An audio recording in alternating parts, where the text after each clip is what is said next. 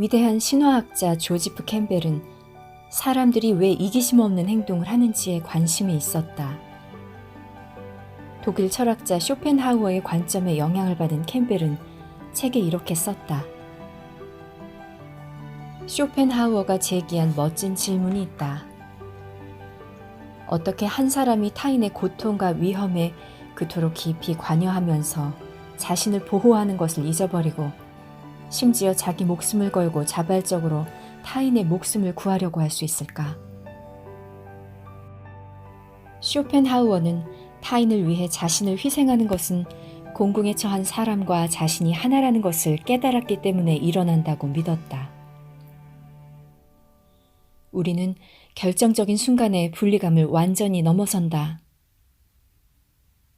곤궁에 처한 사람이 느끼는 위험을 구조자가 똑같이 느낀다.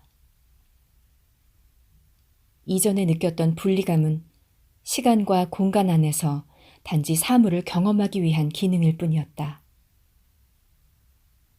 우리는 분리된 것처럼 보이고 종종 분리된 것을 느끼지만 그 분리란 근본적인 것이 아니다. 사람을 돕기 위해 제 목숨을 걸 때 우리는 위험에 처한 사람과 자신을 하나의 존재로 경험하기 때문에 본질에서는 분리된 타인이 아니라 자신을 구하는 것이다. 캠벨은 또 이렇게 썼다. 내 생각에 자발적인 동정심은 문화의 경계선을 뛰어넘는다. 만일 당신이 낯선 세계의 어떤 사람을 만난다면 심지어 그가 당신이 전혀 동정심을 갖지 않는 인종이나 국가의 사람일지라도 당신은 순간적인 반응으로 그가 곧 같은 인간임을 알아볼 것이다. 그리고 신화는 궁극적으로 그 단일한 존재, 인간 그 자체를 가리킨다. 급박한 위험에 처한 이를 구하는 사람이 상대에게 민주당원인지 공화당원인지, 낙태에 반대하는지 아닌지, 지구의 기후변화에 관심이 있는지 없는지, 또는 대체의학을 좋아하는지 아닌지 묻는다는 이야기를 들어본 적이 없다. 위험에 처한 다른 사람에 대한 반응은 이러한 이슈들을 뛰어넘어 더 깊은 인간적인 반응을 향한다. 쇼펜하우어는 이 점을 자각했다. 그는 1840년 도덕의 기초에 관하여에서 이렇게 썼다. 우주적인 자비심은 도덕을 보장하는 유일한 것이다. 참된 내적인 존재는 나의 의식이 오직 내 안에 진실하게, 그리고 알려진 것처럼 모든 살아있는 생명체 안에 실제로 존재한다. 산스크리트어로 그대가 바로 그것이다로 공식화된 이 자각은 모든 진실한, 즉 이기심 없는 도덕의 근본이 되는 자비심의 토대이다. 그리고 자비심의 표현은 모든 선한 행위 속에 드러난다. 자기와 다른 사람의 구분이 사라질 만큼 다른 누군가와 완벽하게 동일시할 때 우리는 한마음의 영역에 들어간 것이다. 그렇게 되면 자기중심적인 평범한 마음의 틀에서는 생각조차 할 수 없었던 행동을 할 준비가 된다. 우리의 미래는 이처럼 더 큰 관점을 우리가 기꺼이 수용하느냐 아니냐에 달려있다. 전 세계와 그 안에서 살아가는 모든 존재가 도움이 필요하다. 한 마음 안으로 들어가는 것이 이런 일들을 생각할 수 있게 하고 또 가능하게 한다. 오스트리아의 물리학자 에어빈 슈레딩거는 20세기의 가장 뛰어난 과학자 가운데 하나이다. 1933년 슈레딩거는 파동력학의 발견으로 노벨상을 받았다. 그의 발견은 양자물리학의 핵심을 이룬다. 슈레딩거는 한마음을 믿었다. 그는 마음은 본질적으로 하나이다. 마음의 수는 다 합쳐서 단 하나라고 나는 말할 수밖에 없다라고 했다. 한마음에 관한 슈레딩거의 통찰은 어떻게 시작된 것일까? 누군가의 개인적인 철학이 어떻게 형성되었는지 모든 방향을 집어내기란 어렵다. 그러나 슈레딩거의 전기를 쓴 월터 무어가 묘사한 것처럼 분명히 1차 세계대전이 일어나기 전과 후 그 몇 달이 슈레딩거의 관점에 큰 영향을 미쳤을 것이다. 제1차 세계대전이 1600만 명의 사망자를 내고 휴전한 1918년 1월. 오스트리아 군대는 만신창이가 되어 굶어 죽어가고 있었다. 슈레딩거 가족이 살고 있던 빈의 상황은 형편없었다. 가족이 운영하던 사업은 무너졌고 그의 가족은 처음으로 심각한 재정난을 맞았다. 슈레딩거의 외조모는 평화운동에 깊숙이 개입했다는 이유로 체포되어 반역죄로 기소되었다. 그의 어머니는 이전 해에 실수한 유방암 수술에서 회복 중이었으므로 여전히 허약하고 고통스러워했다. 당시 31세로 미혼이던 슈레딩거 역시 건강에 문제가 있었다. 1918년 8월, 그는 한쪽 폐 끝부분에 염증 진단을 받았다. 결핵임이 분명했다. 왜냐하면 허약하고 영양실조인 도시 사람들 사이에 결핵이 전염되고 있었기 때문이다. 먹을 음식이 너무나 부족해서 그의 가족은 때때로 수용소 급식시설에서 끼니를 때웠다. 1918년에서 1919년 겨울, 전쟁 끝 무렵부터 사태는 더욱 악화되었다. 헝가리에서 오던 식량 보급이 끊어졌고 체코슬로바키아에서 들여오던 석탄 수입도 중단되었다. 수천 명의 빈 사람들이 기아와 추위로 죽어갔다. 거리는 거지들로 가득했고 넉마 쪼가리에 훈장을 주렁주렁 매단 불구가 된 군인들이 곳곳에 깔렸다. 여자들은 시골에서 음식을 구걸했고 빈의 숲에서는 사람들이 땔감으로 쓰려고 관목과 나무를 쓸어갔다. 하룻밤 사이에 수천 명이 식료품 배급소에 몰려들어 물건을 강탈하는 바람에 뒤에 남아있던 여자들은 아무것도 얻지 못했다. 한 번은 말이 길거리에 쓰러지자 군중이 때로 달려들어 순식간에 도살해 눈 깜짝할 사이에 고깃덩어리들을 들고 달아났다. 이런 격변의 시기에도 슈레딩거는 어떻게든 빈대학의 물리학 연구소에서 이론 물리학에 관한 집중적인 연구 작업을 계속해 나갔다. 탐구심은 더욱 강해졌다. 그는 이렇게 썼다. 나는 이제 쇼펜하우어와 함께 또 그를 통해서 우파니샤드의 가르침인 통일성의 교리에 커다란 열정으로 더욱더 친숙해지고 있다. 슈레딩거는 유럽과 동양 철학자들의 글 읽기를 기초로 거기에 주석을 달며 자신의 노트를 하나하나 채워나갔다. 무어는 이렇게 적었다. 슈레딩거가 평생 일관되게 남아있던 그의 철학의 기초를 형성한 것은 다뉴브 제국이 몰락하던 시기였다. 다른 사람을 구조하는 것에 관한 논의에서 우리가 만난 쇼펜하우어는 비관주의 철학자로 알려졌다.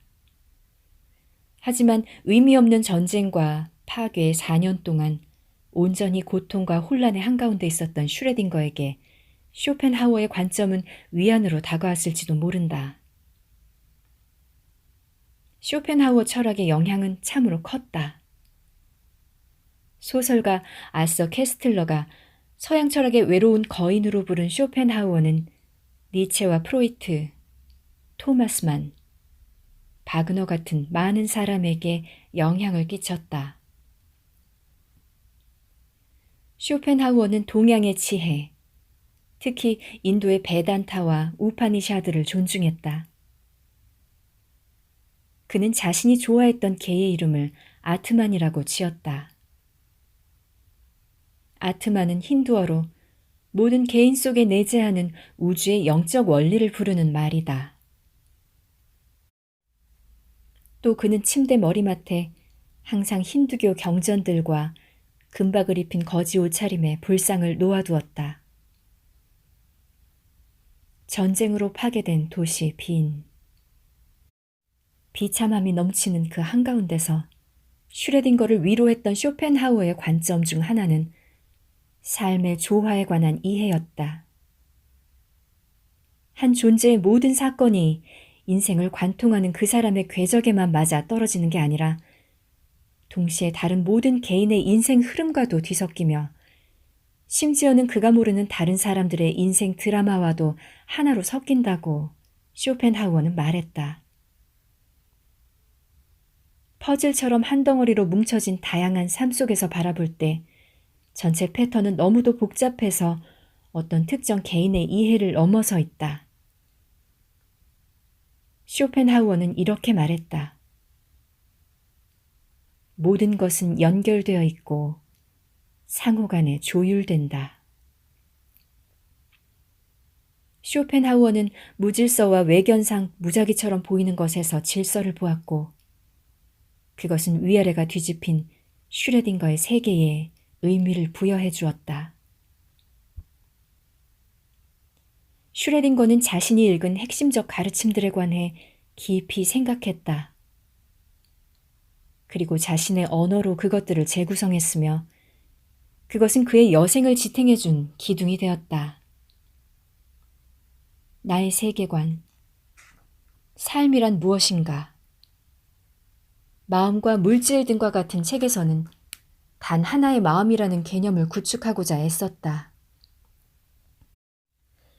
그 개념 속에서 의식은 초개인적, 우주적, 집합적이고 시간과 공간에서 무한하며 그러므로 영원불멸이다. 인간 의식이 단일하다는 관점을 수용하면서 슈레딩거는 그 자신이 산술적 패러독스라고 부른 것을 깨달았다. 비록 겉보기에는 수십억의 분리된 마음이 있는 것처럼 보이지만 사람들이 지닌 세계관은 서로 상당히 일치한다는 것이다. 이것을 적절하게 설명할 수 있는 것은 단 하나뿐이라고 그는 말했다. 마음, 혹은 의식의 단일성이 그것이다. 다양성은 단지 외관상일 뿐이며 실제로는 오직 한 마음만 존재한다. 슈레딩거는 우리가 의식의 본질에 대한 합의된 최면 상태, 집합적인 환상을 겪고 있다고 믿었다. 그는 이렇게 썼다. 우리는 인간 존재의 개인성이 몸의 내부에 위치한다고 생각하도록 전적으로 강요받아왔다. 그것이 몸속에서 발견될 수 없음을 배우고 나면 너무도 놀라워 의심과 주저함을 일으킨다. 우리 인간은 그 사실을 받아들이기를 너무나 꺼린다. 우리는 의식적인 개인성이 사람의 머릿속에 있다고 생각하는 데 이미 익숙하다. 아마도 두 눈의 중심점에서 1, 2인치 뒤로 떨어진 곳에 있다고 말해야 할 것이다.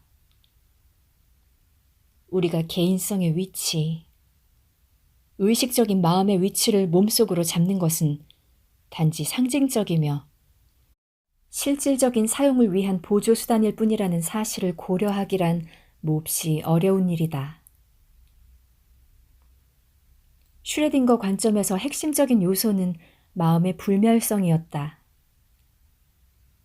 그는 또 이렇게 적었다. 나는 그것을 파괴할 수 없는 마음이라 부르기로 한다. 마음은 독특한 시간표를 가지기 때문이다. 즉, 마음에는 언제나 지금뿐이다. 정말로 마음에는 이전과 이후가 없다. 오직 지금밖에 없으며 그것은 기억과 기대를 포함한다. 현재의 단계에서 우리는 물리학 이론은 시간상으로 마음이 파괴될 수 없다는 사실을 암시한다고 확언할 수 있을 것이다. 나는 그렇게 믿고 있다. 슈레딩거의 전일주의가 미치는 영역이 얼마나 멀리까지 뻗어 있는지 안다면 많은 서양인은 충격을 받을 거였다. 그는 이 점을 인식했으나 그렇다고 해서 뒤로 물러서진 않았다. 그는 주장했다.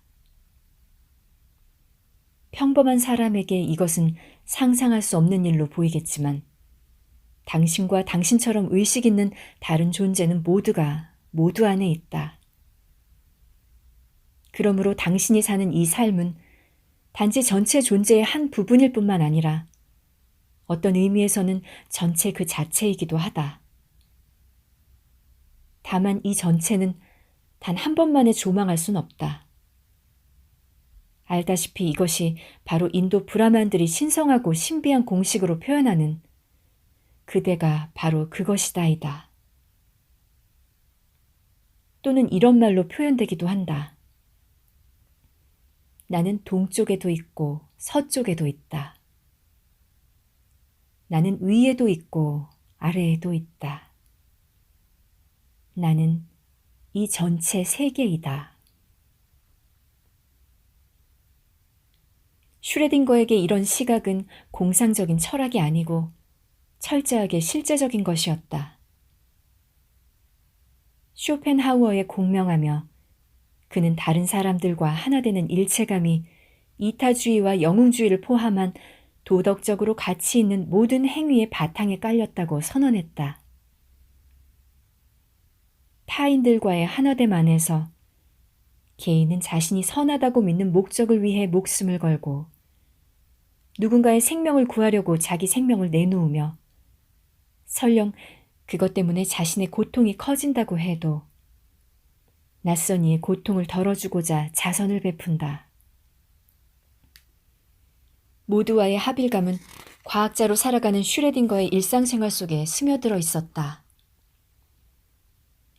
제대로 수행하기만 한다면 과학 연구는 신의 마음을 헤아리는 일에 가깝다. 슈레딩거는 이렇게 썼다. 과학은 게임이다.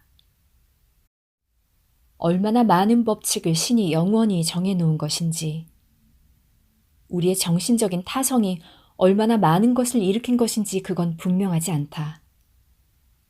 아마도 그 점이 이 게임의 가장 흥미로운 부분일 것이다.